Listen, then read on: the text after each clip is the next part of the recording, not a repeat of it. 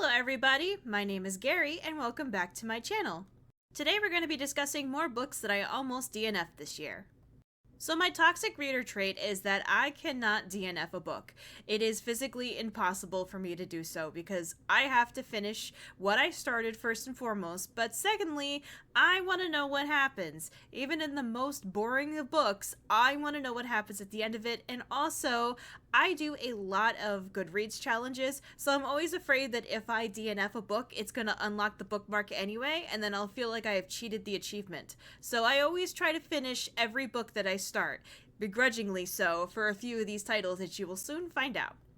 So because we're going to be discussing what almost made me not finish books, we are going to be going into spoiler territory on a lot of these books. So I'm going to be spoiling a lot of plot points. If you have not read the books before that I'm going to be discussing, you can always skip to the next book, so in that way you can avoid any spoilers, because I'm going to go in, and I'm not going to be sorry about it.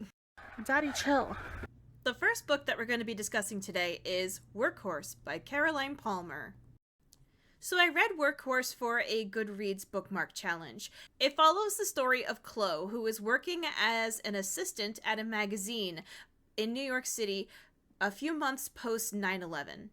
And this story started off okay.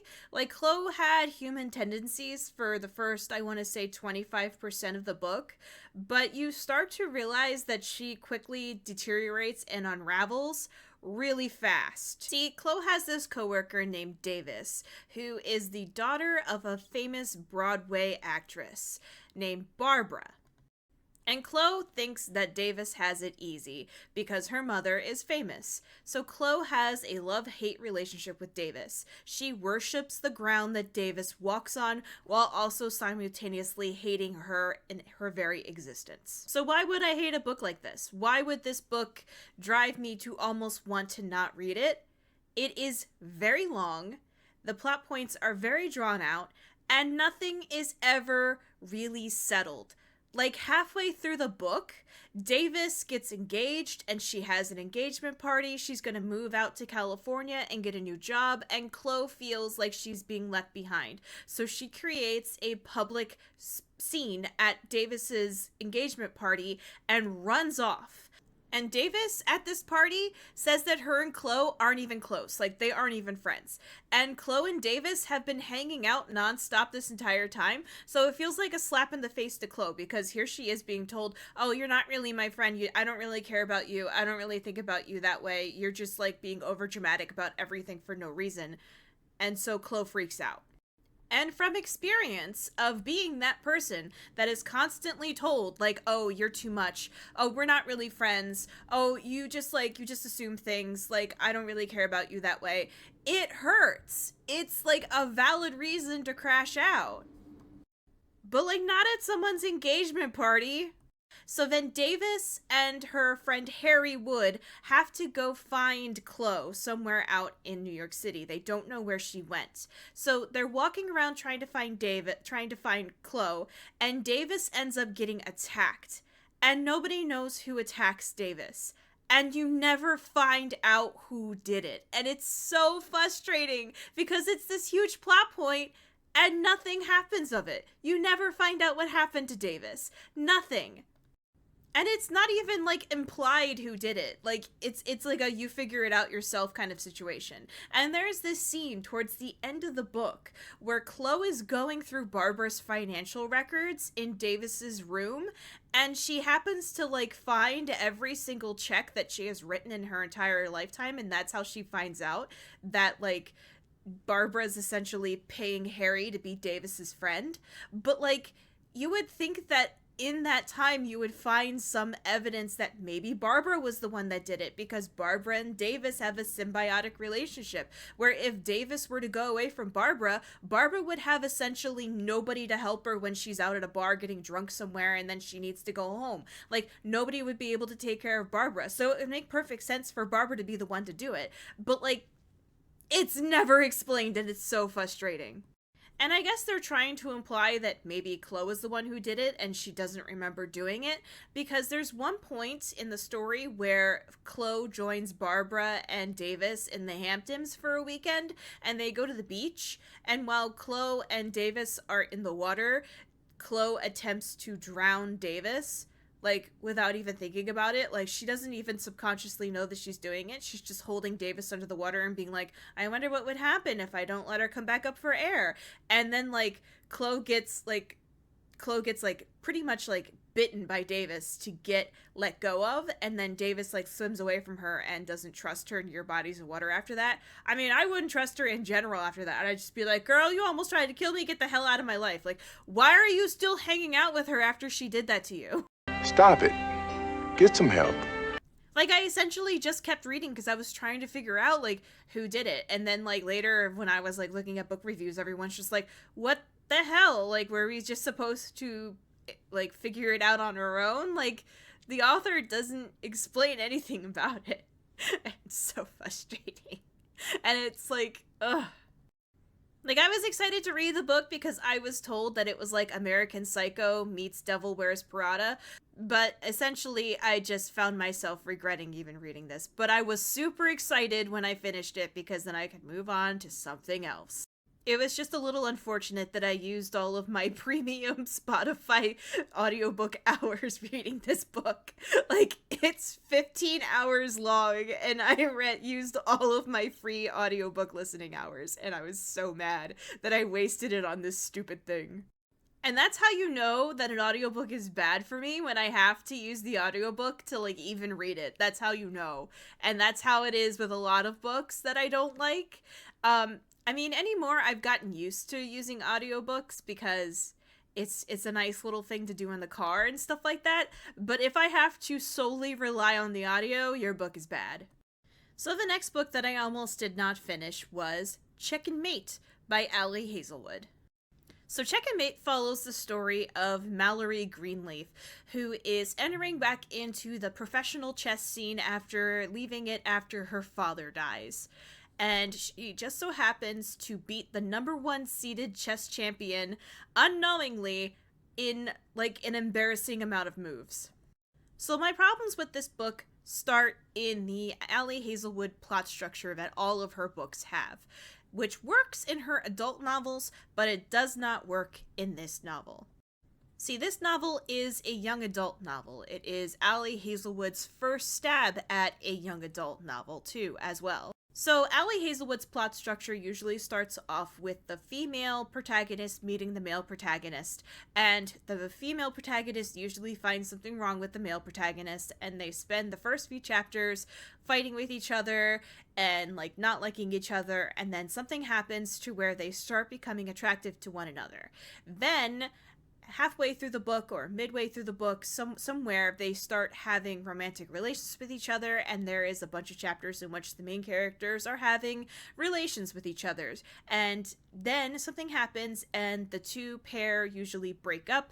There is usually a bad guy that gets revealed who is an unassuming character who you don't think is the bad guy but turns out being the bad guy.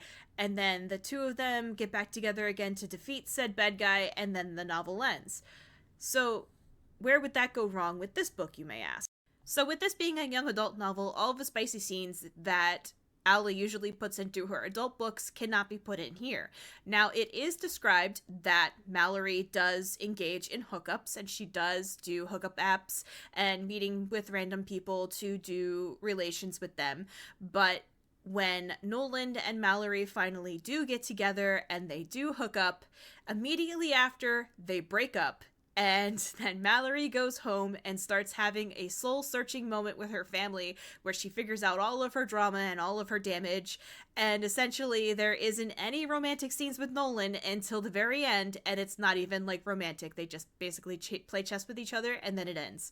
And the book packs in the tension between the two of them. Like, there is heavy tension and heavy world building and heavy, like you want them to be together and you want them to be romantic with each other and to go out on dates and stuff like that. There's things that can be done that doesn't involve the two of them hopping into bed and having detailed, like, bedroom scenes. Like, there's other things that could happen. We don't have to take our clothes on to have a good time. Oh no. And so for some reason she thinks that like her mother's going to be deeply like upset with her if she finds out that she's gone back to doing chess again.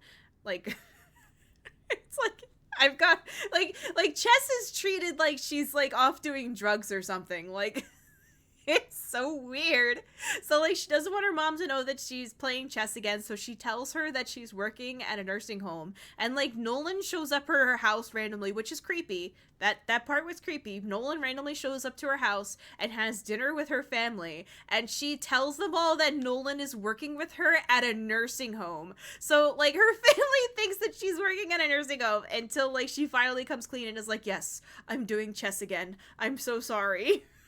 So then her family comes with her at the end of the novel, and they're finally like supporting her and her dreams, and like, yes, I want to be a professional chess player. So then like the end of the book just like ends with like Mallory and Nolan just being like, okay, well let's play chess again, and then that's it. And I'm just like, that was it. Like the plot points in this book were so. And maybe I shouldn't judge it because it's young adult, and I am not young adult. I am adult, so maybe that was my glitch with it. But at the same time, like I kind of feel like there could have been more of a romantic plot to it that didn't revolve around like just the ultimate hookup and then the dumping. Like there could have been some more like nuance to it. Like they could have tried and then something happened. I don't know. It ultimately I finished it and I was super excited to finish it, so then that way I could move on to something else, because whoo boy. And the weird thing is like my partner recently read Red Rising, and that book has like extreme violence in it, and that's for young adults. It has like extreme violence and like hangings and stuff like that, and that's allowed in young adult, but not I rest my case. I'm done. So the next book I almost DNF'd was Icebreaker by Hannah Grace. Oh boy. So Icebreaker follows the split point of view between an ice skater named, oh god, I forgot her name, and a hockey player named Nate. What was her name? Hold on. Let me look it up real quick. Anastasia, that's her name. Okay, I remember now. Whew. So the whole plot direction of Icebreaker is that the hockey team's ice rink at their college gets vandalized and they can't use it until it gets fixed. So in the meantime, they have to share a hockey rink with the ice skaters. But Anastasia's partner Aaron does not like hockey players, and so he pitches a huge fit and starts framing Nate about things in order to get Nate kicked off of the hockey team. So this story is kind of like a big revenge plot, and all along like Anastasia's like, oh yeah, no, Nate, you know, he's fine, Aaron's fine, he's a great guy, yeah, sure, like he totally made a meal plan for me in which I'm not eating properly, but like, you know, he's great. And even though he like, you know, keeps coming into my room and telling me that I'm not allowed to see you even though I'm an adult and I have my own agency, like he's just looking out for me. Like that was her excuse the entire time for defending Aaron. And the entire time that I'm reading it, I kept thinking to myself, like, this has to be a fan fiction. This has to be a fan fiction. Like, what was this a fan fiction of? So then I started looking it up, and I realized that this is a Wattpad book. This book was published on Wattpad before it was published to the masses, and it makes so much sense as to why it was published, like, why it was written the way that it was. Because it follows, like, this structure that like something will happen in one person's point of view and then somebody else will come in and they will talk about it in their point of view of what happened. So you're essentially getting like both point of views at the same time in two different chapters, and it's just like it's so annoying. And I'm going to mention this in a different book that I'm probably going to talk about in this video too, so stay tuned for that book too, because that book also does that, and that is so annoying and I find it so stupid. Like I'm reading this book, like I've already read what happened in this person's point of view. I don't need to read it again. Like Stop the nonsense. It's time to stop! And don't even get me started on the steamy scenes in this book, because the steamy scenes in this book are god-awful. Like, so bad. And then there's, like, this whole section of the book that could have just been, like, not included at all. Like, they go to their family's houses at, like, winter break, and, like, they literally are at Nate's house, and nobody else is there. Like, his dad's gone and his sister are gone, and it's just them, and they just, like, hang out in the house and just, like, do each other, like, constantly. And then at one point, like, Nate's dad and his sister come home, and his sister catches them doing it, and it's, like, it is the most weirdest thing ever, because, like, Anastasia is, like, covered in chocolate sauce, and, like, Nate's sister, like, finds her like that. And it's, like, what? Like, do you want me to hate your book because I'm hating it? Was that your intention for me to hate it? Because I do! And talking about this book is like low-hanging fruit because it's big on TikTok. Everybody knows that it's like somewhat god-awful, if you know, and like there's like so many like people who argue about like, well, you know, the people who don't like it just aren't like into smutty books and stuff like that, and it's not even that. It's just poorly written. Like if she had like put like a little bit more effort into it, I think it would be good. Like, the characters are fleshed out and they're great. It's just that the execution, it reads like fan fiction. It reads like fan fiction, and it writes like fan fiction. So you're not going to have any other semblance for anything except this is what it is, and you're either going to like it or you're going to hate it. And it's unfortunate because it could be good. Like, the premise of this book could be good, but there's just, each chapter is too episodic because it was written as an update book. Like, this update's coming out today on this chapter, so, like, here's a summary of what happened last chapter, so this is what you're getting this week, and then it's, like, I don't know. It needed to be edited. That's all that's all I really have to say. It just needed to be edited. And maybe, like, pruned excessively. The next book that I almost DNF'd was Common Goal by Rachel Reed. So Common Goal follows the story of 41-year-old Eric Bennett, who is in his final year of playing hockey. He is going to retire after this season and finally put up his skates, and he meets Kyle, who is a bartender at Kingfisher. And they've known each other because he's been in and out of the bar with Scott Hunter, who is the main character of Game Changer. And so Kyle has this huge crush on Kip, and Eric is starting to have feelings for Kyle, but Kyle thinks that Eric is a married man because Eric keeps wearing his wedding ring, even though he is divorced and has been divorced for a year. So Eric can't figure his crap out. And that's where my animosity for this story begins, because Eric cannot keep anything straight. No pun intended. He draws lines in the sand, and then he continuously walks over them and then gets mad when Kyle is receptive to him, pretty much. So he keeps mentioning, oh, there's an age gap between the two of us, we can't be together, but then they enter into this friends with benefits relationship where there begins to have feelings. And it's like, they don't discuss anything with each other. They would much rather just run away from each other than be adults and discuss what's going on between the two of them, and it gets old really quickly.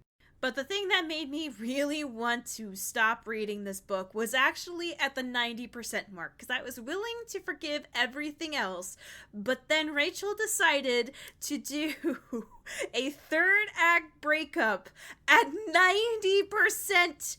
The book was 90% complete, and she broke up the characters. Like, they had this huge fight after having a romantic day together, and then they essentially walked off and never talked to each other for, like, 2 to 3 months afterwards. Like, Eric retired, he got out of hockey, and then he went to go to the Kingfisher, and he confessed his feelings for Kyle. Like,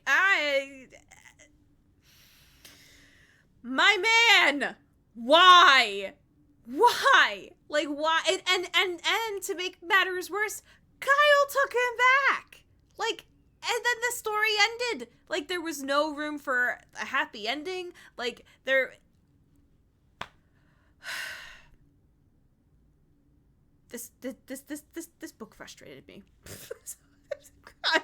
My blood pressure is rising. So yeah, I literally almost put it down and did not finish it at the 90% mark because of the third act breakup being that devastating. And if anybody ever decides that they want to create a book where they put the third act breakup in the 90% mark of their book, guess what? It's going on this list. It's going on this list. I'm going to talk about it and I'm going to yell at you, all right? That's it. That's it. You're going to have to put up with me yelling at you. All right, and so for our final book, this is going to be me being very controversial and brave, apparently, because people who like this book tend to attack people who don't like it. So if you're going to come into my comments and complain about me complaining about this book, I'm sorry, this is not a place for you. I'm going to yell at you again. But the last book we're going to be talking about today is For the Fans by Nyla K. Because, whoo! Dumpster fire! Dumpster fire! So For the Fans follows Kyron and Avi, who are two stepbrothers who absolutely hate each other. And while they are away at college, Kyron's father's business goes under, and suddenly Kyron and Avi have no financial backing and they have to figure out their lives on their own. So Avi signs up for a spicy website and starts making spicy content in order to pay the bills, but he figures out pretty quickly that a solo career is not gonna cut it, so he asks Kyron if he wants to do spicy content with him, and Kyron begrudgingly agrees. So the very beginning of the story didn't necessarily grip me, because it was just like two dudes who were talking about like their girlfriends and like having to deal with being a blended family and how much they hated each other. And it was just like Kyron had all of these anger issues in which he was just running around and screaming the entire time, like Regina George in the burn book scene in Mean Girls.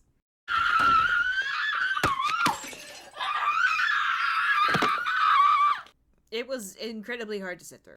Not to mention, like, later on, when they started making spicy content together, how manipulative Avi became towards Kyron in order to get him to do what he wanted to do. Because Kyron knew that he wouldn't be able to do it on his own. He needed Kyron to help him. So he was constantly dangling the money aspect over Kyron's head and making Kyron feel like crap until Kyron finally broke down and, like, did what he wanted to do. And there's also, like, the aspect of the earlier filming scenes that they did together. Kyron was drunk out of his mind to do them. And that didn't sit well with me, because it's like, well, how is he able to consent at that point, you know? Like, how are you able to do that within good faith and be like, okay, yeah, cool, I'm gonna put this on the internet now. Like, what? And then there's also the scene of, like, when Kyron's sister told Avi what was going on in Kyron's past. Like, she told him about the court case. I'm not going to go into too much detail about it because, like, the whole Kyron's dark past aspect of it was, I felt, really rushed and really done poorly. So, and I also don't want to, like, potentially not have this video go out because I'm talking about something that's very serious. So, like, she ends up, like, telling Kyron's story for him, and Avi kind of manipulates her into telling the story to begin with, and he, like, for that, I would automatically just walk away from you forever. I would just be like, well, that wasn't your story to tell, first and foremost. That wasn't your story to manipulate her out of her anyway, and, like, for that, goodbye. Like, that is, like, bad behavior 101. And then Kyron just, like, goes off on a soul searching journey like he needs to, and he has conversations with his parents like he needs to, but then he goes back to Avi afterwards like, oh, this is what I needed. It's like, no, you don't need Avi. You need to go off and find somebody else who is better than somebody who is going to sell you out for money and then manipulate your sister to get answers that you don't want to say at the time because you're not ready to. Like, that's just awful 101. Like, there's no excuse for that. None. And then, like, all of their friends are, like, weirdly supportive of their relationship. Like, they're stepbrothers, and everyone's just like, oh, that's so cute that you guys are together. And it's like, what? I mean, I get at the end their parents divorce because they do, like and that's fine because like the mother doesn't like how the father really is, but at the same time it's like, wouldn't you have that conversation before you got married with your husband, your potential husband? Would you kind of be like, oh, you're kind of being a little secretive, hun, I'm kind of worried about you and what's going on with you, we're gonna be married and our families are gonna be blended? Like, wouldn't you think that she would ask more questions before just going through with getting married to him? The entire thing just seemed really super fishy, and like Avi just kept mentioning like, well, I'm glad that my mom is happy, and it's just like, is she though? Like, because it just seemed like the mom and dad had like no chemistry whatsoever, like none. And the beginning spicy scenes were great. Like, they were wonderful. But then after a while, there started to be way too many of them. Like, it was once a chapter. And, like, they were long. Like, these were, like, 25 pages long of, like, spicy scenes. And it was, like, once a chapter. So the chapters felt really bulky and weighed down, and the font size was so small as well, and the paper was really big. Like, this was a over 500 page book, but like, I had the special edition, and I heard that some editions were actually bigger and had more page count, and I was like, ooh, 500 is my limit. I don't know what it is about me reading 500 page books and just like not liking them, because they're, if you're gonna write a 500 page book, at least have the book be good. Like, the two books that I've read that were over 500 pages have not been good. But alrighty guys, I think I'm done yelling at you today. I hope you liked this video. If you did, please feel free to hit a like and subscribe. My name is Gary. I hope you have a good night. I hope you have a good day, and I'll see you guys next time. Happy reading!